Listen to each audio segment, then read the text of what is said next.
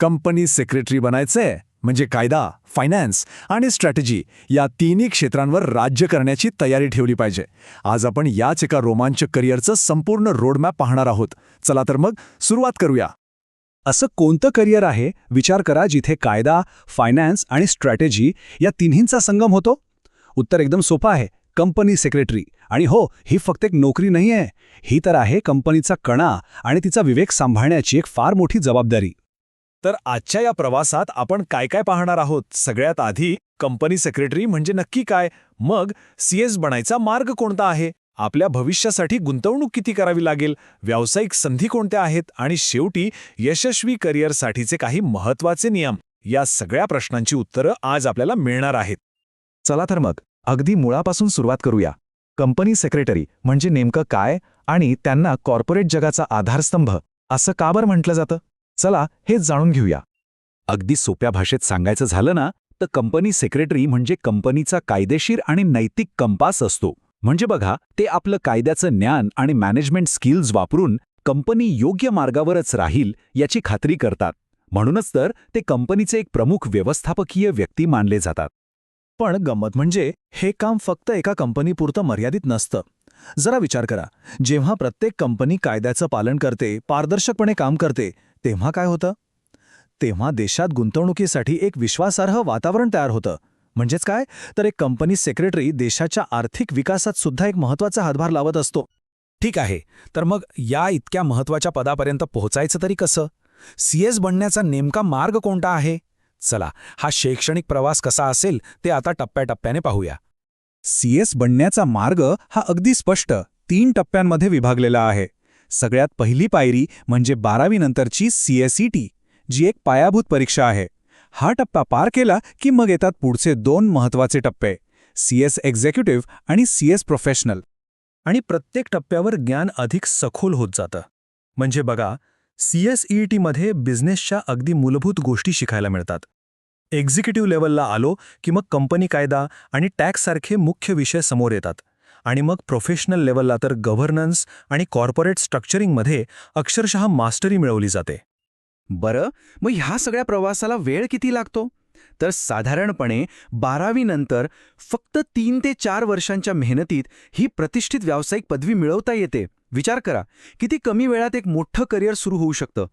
चला आता जरा या अभ्यासक्रमासाठी लागणाऱ्या गुंतवणुकीबद्दल बोलूया. फक्त आर्थिक नाही, तर वेळेची आणि धोरणात्मक गुंतवणूक सुद्धा, कारण हा भविष्यासाठी खूप महत्त्वाचा निर्णय आहे. आता कुठलाही प्रोफेशनल कोर्स म्हटलं की नोंदणी आणि परीक्षा शुल्क आलंच. पण इथली एक महत्त्वाची गोष्ट अशी आहे की इतर अनेक व्यावसायिक पदव्यांच्या तुलनेत हा खर्च खरंच खूप कमी आहे. आणि त्यातून मिळणारा परतावा तो मात्र प्रचंड मोठा आहे. म्हणूनच याला भविष्यासाठी एक स्मार्ट गुंतवणूक म्हटलं जातं.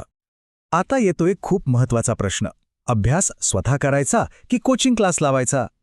खरं तर दोन्हीचे आपापले फायदे तोटे आहेत. जर स्वयंशिस्त असेल तर सेल्फ स्टडीने नक्कीच पैशांची बचत होते.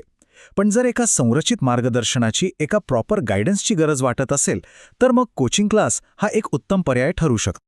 चला आता परीक्षा आणि अभ्यास याच्या जरा पलीकडे जाऊया. एकदा काही पदवी मिळाली की मग करिअरची कोणती दारं उघडतात, संधींचा तो खजिना नेमका कसा दिसतो ते पाहूया. एक गोष्ट नक्की की CS पदवी एकाच मार्गावर बांधून ठेवत नाही. अनेक पर्याय आहेत.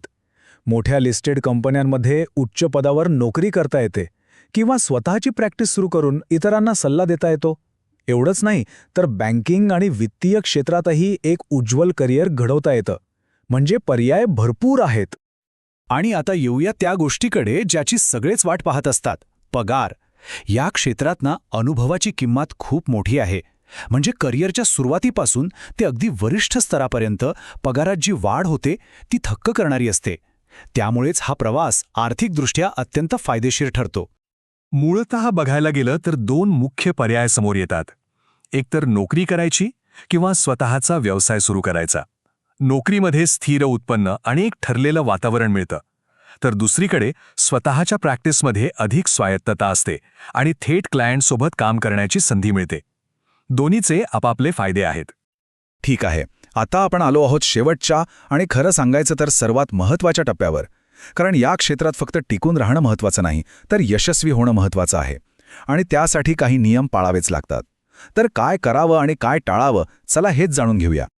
यशस्वी करिअरसाठी काही गोष्टी कायम लक्षात ठेवायला हव्यात. सगळ्यात महत्त्वाचं प्रामाणिकपणा, कारण संपूर्ण कंपनीचा विश्वास तुमच्यावर असतो. दुसरं, सतत शिकत राहण्याची वृत्ती, कारण कायदे सतत बदलत असतात. तिसरं, उत्तम संवाद कौशल्य, कारण बोर्ड ऑफ डिरेक्टर्ससोबत थेट काम करायचं असतं. आणि चौथं, प्रत्येक लहान सहान तपशिलावर बारीक लक्ष, कारण एक छोटीशी चुकी खूप महागात पडू शकते. आणि जशा काही गोष्टी करायच्या आहेत तशाच काही चुका कटाक्षाने टाळायच्या आहेत. सगळ्यात पहिलं, आपल्या प्रामाणिकपणाशी कधीही तडजोड करू नका, नाहीतर सगळी प्रतिष्ठा धुळीस मिळेल. दुसरं, निष्काळजीपणा अजिबात चालणार नाही, कारण त्यामुळे कंपनीला मोठा दंड बसू शकतो. आणि तिसरं, शिकणं कधीच थांबवू नका, कारण ज्या दिवशी शिकणं थांबलं त्या दिवशी स्पर्धेतून बाहेर फेकला जाल, हे नक्की. हे वाक्य बघा, या भूमिकेचं सार यात सामावलेलं आहे. कंपनीचा विवेक जपणारा. म्हणजे विचार करा, ही किती मोठी जबाबदारी आहे. कंपनी सेक्रेटरी हा केवळ एक कर्मचारी नाही, तर तो अक्षरशः कंपनीचा विवेक असतो. तर मग शेवटी हाच प्रश्न उरतो, कॉर्पोरेट जगाचे नियमन करण्याची, त्याचं संरक्षण करण्याची ही मोठी जबाबदारी स्वीकारायला मन तयार आहे का? जर उत्तर हो असेल, तर या करिअर मार्गावर गांभीर्याने विचार करण्याची हीच ती योग्य वेळ आहे.